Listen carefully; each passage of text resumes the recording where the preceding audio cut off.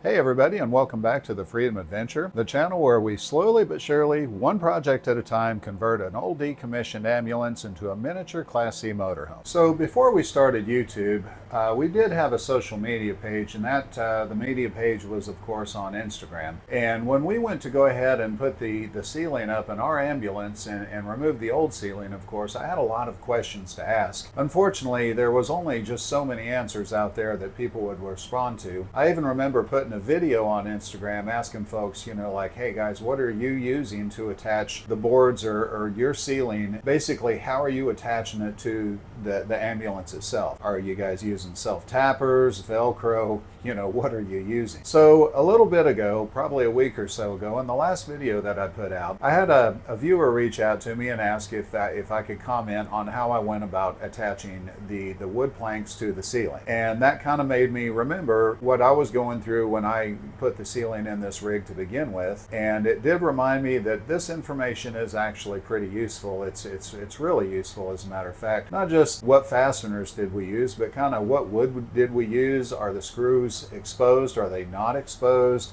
Some more detail on the project. So with that in mind, I decided to shoot a video today, just kind of showing you and telling you the story about why we chose the ceiling we did, the original tear out of the old ambulance ceiling that was in it to begin with, where it started, and where we ended up. So closer to the end of the video, I'll take some closer up footage and I'm going to play that footage, kind of showing you the screw holes that were left and what that looks like on the ceiling of the ambulance now. It certainly doesn't look bad. Matter of fact, when you're at a sitting height in the camper and you're looking up, they really don't show up at all. But yes, they are exposed, and that I will go ahead and I'll show you some more on that later. So rewinding all the way back to the first part of the project, the one thing that we knew is in order to clear for more headroom up top, we were going to have to go ahead and remove the factory shell, the actual ceiling that was in the ambulance to begin with, and that proved to be a pretty good sized project. You see, Wheeled Coach, the manufacturer of this particular box design, they had created the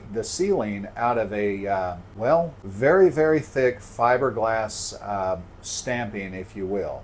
It was molded. You could tell, like when I took it apart, you could see wooden frames around the holes, metal frames around where the holes for the lights were in order to give it a backing for the light bezels to screw up into. Folks, this thing was built like a brick house. It wasn't going to go anywhere. Matter of fact, when I started taking it down, I realized how strong this really was. And I had mentioned that it was Wheeled Coach that built this design, but in all fairness, pretty much any ambulance that you're going to convert is going to have a ceiling in it that's kind of designed much the same as what Wheeled Coach did for this one. With it being built as strong as it was, let me tell you folks, it was a task to get this thing out of here.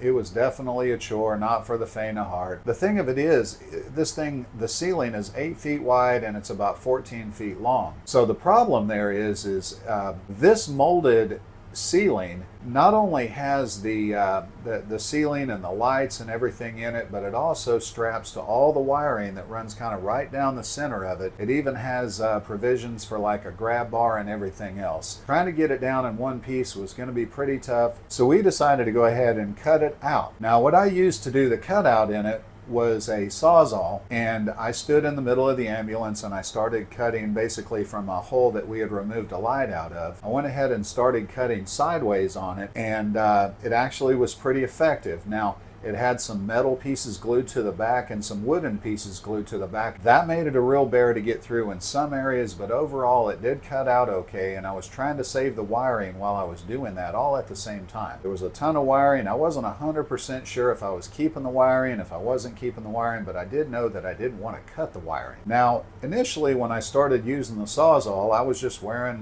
just regular clothes. It was in the winter, or towards the beginning of the winter anyway, of last year. Everything was going great. Now, whenever I was cutting through the product, it was falling down on my arms. Matter of fact, it was falling down my shirt, on my arms, in the little folds of where your arms are. No big deal, right? Well, I was wrong. It was kind of a big deal. And I found that out pretty quick the first time I got down out of the camper and I put my arms down. And all of a sudden, it felt like I had crushed glass in every fold of my skin. Me being me, and probably not the smartest guy in the world, first thing I did when I got out was wipe the sweat off my face, and when I did that, it felt like I was pushing broken glass into my face. Obviously, at this point, this is when I discovered that what I thought was plastic was not plastic, and it was in fact fiberglass. Now, that being said, that changed the dynamic quite a bit of getting the shell out of here, or getting the ceiling out of here. And luckily, inside of the ambulance when we first purchased it, there was some bio-suits that basically cover you up from head to toe. It's got a hood on it, and it goes all the way from your ankles to, of course, your wrists, and covers your head up. And I went ahead and I put one of those suits on, and then I went a step further and I wrapped around my wrists, wrapped around both wrists, and also up here I cinched that up and taped it as well. I then went ahead and put on a full face respirator in order to go ahead and finish this gut out. Man, good times. But you know what? The ceiling was out. And of course, at that point in time, we still had to remove all the wiring out of it and get all that mess out of the way so we could go ahead and start planning for the ceiling install, or at least our new ceiling install. But we had about a week, maybe 2 weeks at that point of wiring extraction and just getting all the odds and ends out of here. Once we did, we got it all stripped down and ready to go, right? But not quite. There were a bunch of metal brackets that were welded to the cross braces of the ceiling. These metal brackets were about, oh gosh, probably 1/8 to 1/4 inch thick, and they were all there for mount points for that big heavy fiberglass ceiling that used to be in it. But the problem was they weren't flush with the braces that went back and forth on the ceiling itself, and where that was a problem was everywhere there was a brace, it hung down. The whole point of this was to get rid of everything up to those braces, so me, being as tall as I am, could walk through this thing without having to worry about bonking my head, which I'm notorious for doing. As a matter of fact, if you know me, I've usually got some sort of scar on my head or somewhere on my scalp where I am in fact healing. I didn't want to set myself up for that, so all those had to go. But the question is, how do I go about cutting all these out? Or at least that was the question at the time. Now the answer to that was, I used a lot of things to get these braces out. Matter of fact, I tried everything that I could think of until I found some things that worked. What worked? Well, I'll tell you. I used kind of a combination between a Sawzall, an angle grinder, a cutoff wheel, a large grinder, and just whatever else I could find that would cut through these aluminum welds. And guys, these aluminum welds were no joke. They were super, super robust. After a lot of experimenting, I discovered that the best way to go about doing this was to go ahead and use a cutoff wheel. And on one side of the weld, usually there was 2 sides. On one side of the weld, I went ahead and I cut with a cutoff wheel, and I just cut as close as I could to the center of the weld going through that. Initially, what I was trying to do is do both sides, but at one point, or at some point, I started whacking on one of these things with a large sledgehammer. At least I think it was about a 5-pound sledge. And what that did was it started cracking the weld at the point that I had already cut through it with the cutoff wheel. And the more that I hit it, I realized that the weld on the back side of that brace was actually starting to crack as well. And the brace that I was cutting out as it started to bend downward was breaking that back weld loose. Since these are aluminum, they are strong and they do their job for the way they were designed, but when it comes to removing them, they're actually not as strong as you would think. Certainly probably not as strong as a steel weld. I don't think there's any way I could have done it this way if they were in fact steel and I had to cut through steel welds rather than the aluminum. So with a whole lot of elbow grease, I was able to get all of those brackets out. And there was a lot of them, guys. At one point, there was a pile sitting on the floor that was pretty impressive. And it represented, it was sort of a medium-sized pile, but it represented a whole lot of hours of work. So once all those were out, what I was left with was all these nasty, nasty welds. And I'm not taking nothing away from Wheel Coach's weld quality. But when I say nasty, I mean there was just a lot of welding up there that I had to get ground down to match and make them flush with the cross braces going across the ceiling. I was able to accomplish that using a few different methods. The first thing that I tried to do was a very large grinder with a grinding wheel on it, a hard grinding disc, and I think it was about a 5-inch disc. Now the problem with that was it's not like steel. When you start grinding steel, it just starts disappearing and the steel dust just blows to the side. That's what all those sparks are when you're doing that. This really had no sparks to speak of since it was aluminum. Unfortunately, that aluminum is very soft and it would actually just just clogged the cuss out of that wheel. And I started looking down at my grinding disc, realizing it was about as smooth as a baby's rear end, and this wasn't working very well. So back to the drawing board. What now? What do I use now? And what turned out to be pretty effective was actually using the little 40 grit flapper discs. Actually, they may have been 36, but you get the idea. Flapper discs tend not to clog up near as fast with aluminum, and those were pretty effective. Now, they did not go through the material as fast as if it was steel, but they did get through it. It was just a whole lot of work. Standing there upside down with this grinder, arms burning, it was pretty bad. But at the end of the day, I got all of it done.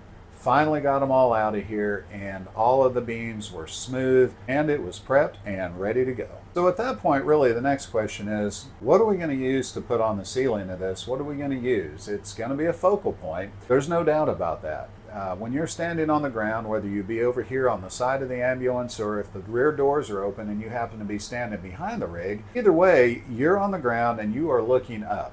So one of the first thing that catches your eyes, of course, is going to be the ceiling of the camper van. And that goes for a Sprinter van. It would go for any van, really. And certainly the ambulance here, it's no different. So it was very important to have something that was going to just stand out, something that was going to pop, right? And that's what we wanted to do. And with the build being this small, we were going to save money in other areas, but one area that we did plan on spending some dough was going to be the ceiling, just because it was a focal point, and it's one of those things that's going to change people's mind like immediately. When people hear that we converted a van into a camper, and in particular in our instance, when they hear that we converted an old ambulance into a camper, the first thing they do is you could just see them kind of squint their eyes and stand back a little bit like, oh man, I don't know about that. But when you kick these doors open, folks, and you look in here, one of the first things that grabs you, like I said, is the ceiling. It changes people's mind almost instantly. Going back to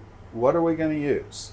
I've seen some really, really cool ceiling additions to camper vans. One of the neater ones I think I've seen is where they go ahead and they put some sort of board up top. And the board could be plywood, it could be anything really, whatever's flat and large panels that goes up fast. Where I'm going with it is it's painted black. So then people take slats of wood and they run them the length of the camper with the space in between, and the space you put between the slats is up to you. And some people go as far as put LED strip lights in there. We didn't want to do that, but I do like the overall look. That black, it's kind of a three-dimensional look to where you've got a black base and then the slatted wood, whether it be stained, painted, or whatever, really looks pretty cool, and that's something we did consider, but it has kind of a modern vibe to it, and it just isn't our style. We wanted something a little bit more traditional, but we felt the need to go with stained wood of some kind. As much as we wanted to go with cedar, oh my gosh, it's so expensive, and that we just couldn't justify the money to use cedar. It would have looked amazing. There's just no doubt about it. There was so many different areas that additional money really needed to go before we threw it up here on the ceiling. And I knew that we can get much the same effect using a cheaper wood on the ceiling. So what we ended up doing was going with approximately 5-inch wide tongue and groove pine boards from Lowe's.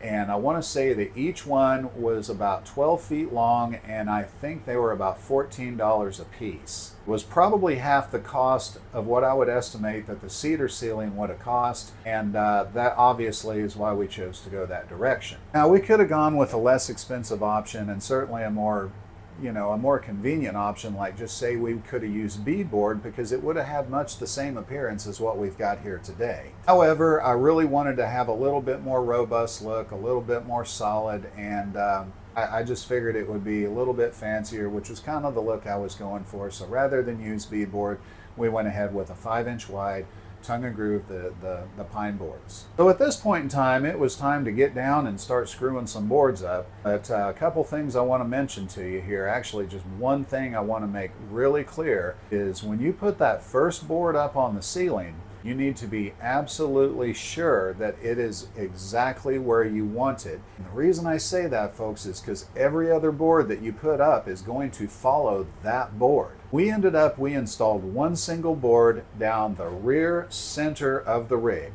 and I measured from the left, the right, and I measured into the sides of the board, and I probably measured it 3 to 4 times just to make good and sure that that board was in the right spot. And we were going to have to screw it to the aluminum bracing up there, and I didn't want me relying on one hand holding that board in position with the other board on the drill and going through there. So what I ended up doing, just as a helpful tip here, is I used a floor jack on the floor with a 2x4 on it going up to that single board, and then I put a couple pumps of pressure on there to just absolutely stab and pin that board right into place. It wasn't perfect, but it held it up there way more solid than I could have done that myself, and it gave me the opportunity to go ahead and pre-drill. And that's the other thing that I'm going to say here at this point. We ended up, the screws that we used to put it up there, they were self-tapping, but they're fairly large in diameter, so I definitely wanted to pre-drill at least for sure on that first board, just to ensure that every board that came after that was going to look, like we wanted it to look. So talking about those self-tapping screws that we used, the screws that we used were made by a company called Teks. T-E-K-S. Again, we picked them up at Lowe's, and they offer them in different lengths and different widths with different screw head patterns. There's Phillips 1, Phillips 2. We ended up going with, I think, 1 5/8 inch long. We used these things last year when we put our loft in the shop. I had to take these great big wooden beams and screw them to the red iron on the side of the building, and that's what I used back then, and I was so impressed with them that, at least in my head, there was no doubt that these little 1 5/8 inch screws were going to work perfect for what we used here. Now, something I will say about those screws is, since they do have the self-tapping head on them, or not the head, but the tip on them, something I will say about those things is, and this is a good piece of advice, is once you've got those screwed into position on aluminum, don't try to back them out and then put it, try to reuse that. They've got a self-tapping tip on them, and what tends to happen is that tip does its job one time, it bores the hole, and then of course the threads on that screw kind of do the rest. Now, if you attempt to back that back out, that self-tapping tip tends to booger up the threads on that you just put in there, and it will strip out those screw holes. Ask me how I know. Anyway, just some words of advice, take them or leave them. Another little piece of advice is, yes, they are self-tapping, but do yourself a favor and go ahead and pre-drill all these holes. It doesn't take very long, and it's really not a big space that you're doing, at least not in a camper this size anyway. Take your time, go ahead and pre-drill the holes. It's going to save you a lot of time and frustration later. You've got your drill gun going up. If you slip, you're going to punch a hole in your beautiful wood ceiling. It's just not worth the effort. As a matter of fact, take your time, just do it right. But basically, moral of the story is, get that first board correct when you get it in place, and the rest of them that we put up, that process actually took a fraction of the time I thought it was going to take. And the reason that was the case was because we did take our time on the first one, because once you get that down, like I said, everything else is going to flow a lot faster, because every other board now is going to follow that first board that you put up. Okay, so we got 3 or 4 lines of board put up going down the center of the ambo, but then it was time to install our puck lights. Now, the puck lights we used were pretty basic. I want to say they're about 3 inches in diameter, give or take. I'll add the link in the description if it's something you're interested in. It's really hard to beat them. They don't hardly draw any amperage whatsoever, and for that matter, the size of them is great. They don't stick out. They're not a super big focal point. They just look good. And the cost is really marginal when you consider the effect that you get with these things. Super good value. So anyway, the puck lights, those were going to require drilling some holes in the boards. The lights run down 2 tracks going down both sides here. You got this side, you got this side, and they're all on the same run of boards. So we went ahead and we drilled the holes for these things where we wanted them, and we made sure that wherever we put those, there wasn't a brace smack dab above it. Where were the wires going to go? Well, here's the thing. We had 2 inches of insulation in the ceiling, which brought it down level to the ceiling beams, and basically there was nowhere to run wires, so we had to make somewhere to run the wires. And I had seen somebody do this on another YouTube video, and it turned out to be a pretty good idea. But what they did was basically just took a router, and on the back side of these boards, they just cut a groove from one end to the other, and that gives you a channel to go ahead and run those wires through. The only drawback there is, and the way we overcame it, was we went ahead and ran some painter's tape right across the back, just to make sure that none of those wires, when we zing these boards up to the rafters, we're going to go ahead and pinch those wires. And everywhere there's a light, we had wiring access to it.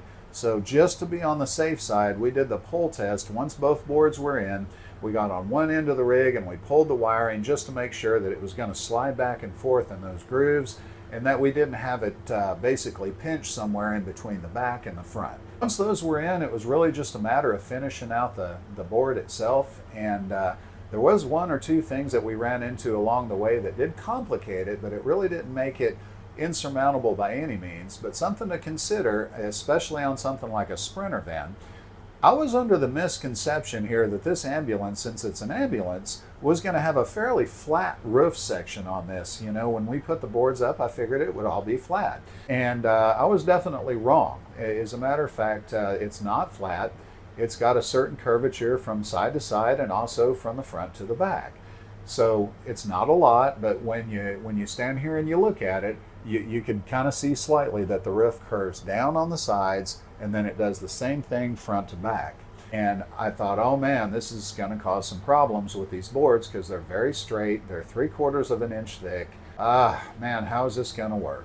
And believe it or not, since the boards are so thick and they don't overly bend when you screw them to the ceiling, it works great. Now there's a couple areas out here on the very far corners there and over there, and then of course in the front, where they don't go super snug to the ceiling just because of the amount of curve going down. So you just basically tighten those Tech screws all the way up as far as you can get them, and it holds the boards in there. And keep in mind, it's all tongue and groove, so it kind of interlocks, and in a way it kind of unifies the ceiling boards themselves to where it's kind of like one big board that's up there on the top. All that said, some complications along the way. We were so happy with the way it looked. As a matter of fact, that was probably the biggest single thing that we had accomplished on this build, short of this bed platform that I'm sitting on right now, which brings up the other point here. Don't build this first. I'm telling you guys, I've said this in other videos, wait to build your bed platform till two things are accomplished: your ceiling and your floor. So now all the boards were up. We had a choice to make. Are we going to paint it, or are we going to stain it? Or maybe we should just clear coat it and let it look natural. We weighed and measured different approaches, and for our style, painting it wasn't an option.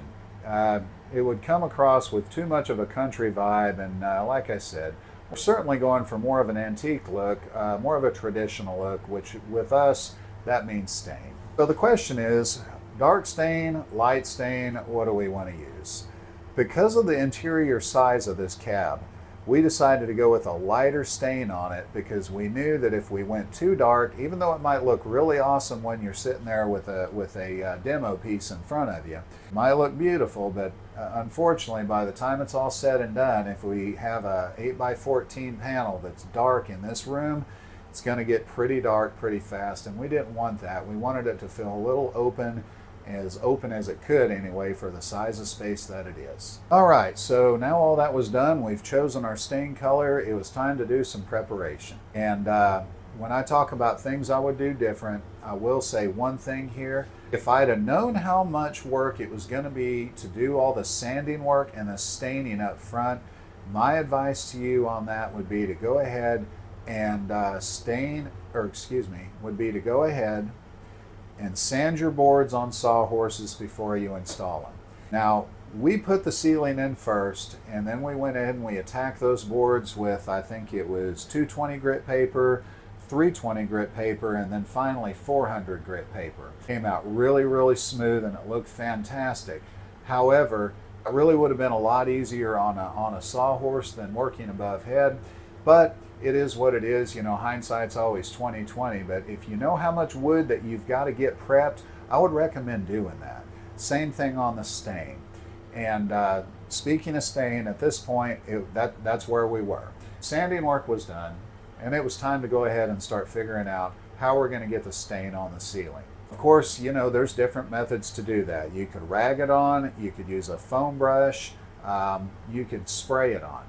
And I decided at that point, I didn't have a electric sprayer, but I figured by the time this whole build's done, I'm probably going to end up buying one for cabinets and other portions of the build. So I figured, hey, why not go ahead and buy it now, get ahead of it, and then I could use it to put the stain on the ceiling. After all, there was no floor. Everything in here was just insulation and raw beams. So if I got overspray on something, who cares? It really didn't matter at that point.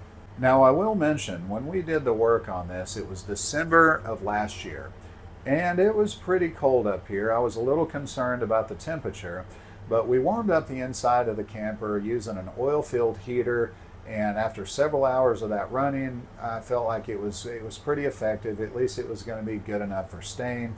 I felt like if there was any chance of failure, it was going to be with clear coat, not necessarily the stain. And I guess my assumptions were right, because the stain went up beautifully.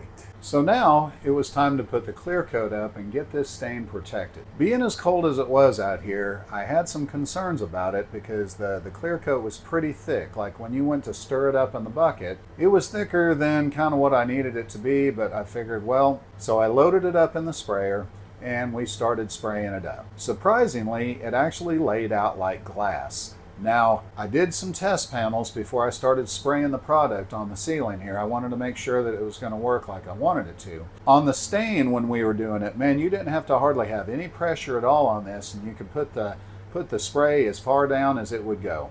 And it still blasted up like a champ. It wasn't a problem, but the clear coat was a lot thicker. I had to do some adjusting on that gun. I had to turn the pressure up a little bit, but like I said, the product at the finish was absolutely glassed out and amazing to look at. There was only a couple of areas that were a little orange peely because unfortunately it got a little bit too much clear on those. But once it was on there, I didn't want to touch it because if you hit it with a rag or something, it's going to smear. Then you're going to have to go back and sand that out and then re-clear probably the whole section of roof, if not the whole ceiling itself. Once the clear was on the ceiling, I can't explain to you how good it made us feel to look up and see it. It was amazing to look at. Like, it was a real feeling of accomplishment once we got it up there because, like I said, short of the bed platform, that was really the biggest thing that we had gotten accomplished so far. And that's the cool thing about doing the conversion like this, is typically by the end of that day of the project that you get started with, you can actually look and see the immediate progress. So if you're like me and you like seeing immediate progress, every day there's usually something to stand back and be proud of when you get done.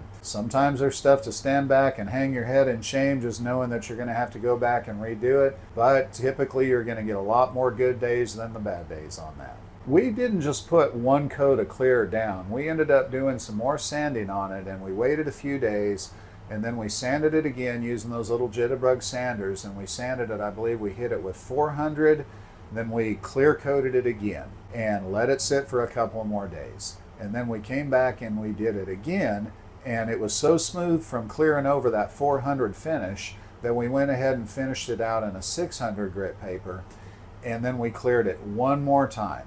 And guys, what we've got here, it's a satin finish, so it's not just reflective as all get out, and it's not overdone, but it looks so good. Part of the reason I wanted to put a really heavy coat of clear coat on that is because I knew that we were going to have a shower, and in the shower area, the ceiling in there is actually the same ceiling that's above here. It's not like we're going to be taking 30 or 45 minute showers in there anyway, but it was important to have a good solid coat of clear up there in order to kind of avert the water that will in fact get on it whether you want it to or not. The big takeaways after getting done with this that I would have done differently, and just words of wisdom to pass on to you, is going to be a couple different things. One, like I keep saying, build the bed platform last. Install your floor, install your ceiling, then go ahead and fill with your bed. The second thing is, of course, do all your prep work on sawhorses rather than waiting until it's on the ceiling of your rig in order to do the prep work. It's all personal preference. You can do it how you want to do it, but it's a lot more controlled environment when you're working on a sawhorse than when you're standing kind of upside down and doing the work like above you like this. Again, it's all personal preference. The only thing that really kept me from doing it that way was I was a little uncertain about how the boards were going to attach to the beams. That being said, I also didn't know how many boards I was going to need. They're kind of expensive, not super expensive, but expensive enough that I didn't want to prep, 6 or 7 more than I needed and then find out I didn't need those. And for that matter, I didn't want to prep a whole bunch and then end up coming 2 or 3 short. So I ended up just go ahead and putting them on the ceiling first, and we just paid the piper at the end. A few backaches later though, The ceiling looks amazing and we're really happy with it. Okay folks, so I just wanted to give you a quick glimpse of what these screws look like a little bit closer. When you're sitting on the bench or on the bed, you could look up and you could see the darkness of the screw holes, but they don't look bad. And that's what I was kind of worried about. This is why I lost a little sleep when I was thinking about putting these boards up, because I really wanted it to look good according to the effort I put into it. I wanted to, be proud of my work. But I think you can see here, you can look up and see that the screws did hold the stain. They don't look terrible. And when you go look at it, you can see a little bit where the wood splintered out, but they're actually a light gray screw that did end up taking some of the color on of the stain. Now I'll show you from sitting on one of the benches here kind of what it looks like. As you can see the little dark spots where the screws are, but they don't look terrible. Matter of fact, in a way, I think they actually look pretty good. And sitting here laying on the bed platform, you could kind of see the same thing. There's screw holes right above us here, as you can see. And sorry for the lights here, but you get the idea. When you're in this camper and you're looking up, really what you're getting anyway is those lights, and it really takes it away from you. Now you can see some knots in the pine, and the screw holes taking on the darker stain really don't look bad. As a matter of fact, they just look like tiny little knots. Well folks, I hope this has been helpful to see it go from its humble beginnings to what's kind of above my head right now. I got to admit, I'm pretty proud of the way this turned out, and if you do something like this in your own rig, I think you're going to be happy with it too. You could spend a lot more money on the ceiling, there's no doubt about that. Like I said, we could have gone with cedar, and I don't think we would have been disappointed with the cedar, but my wallet would have been disappointed with the cedar, and like I said, there was a lot of other areas that money needed to go, so I think we made the right choice. Anyway guys, that's all I've got for you tonight. If the camper conversion is something you're interested in, like and subscribe. It helps me out a lot, and I'd really appreciate that. Thanks again for tuning in. Happy adventures, folks, and I hope to see you soon. Take care, y'all.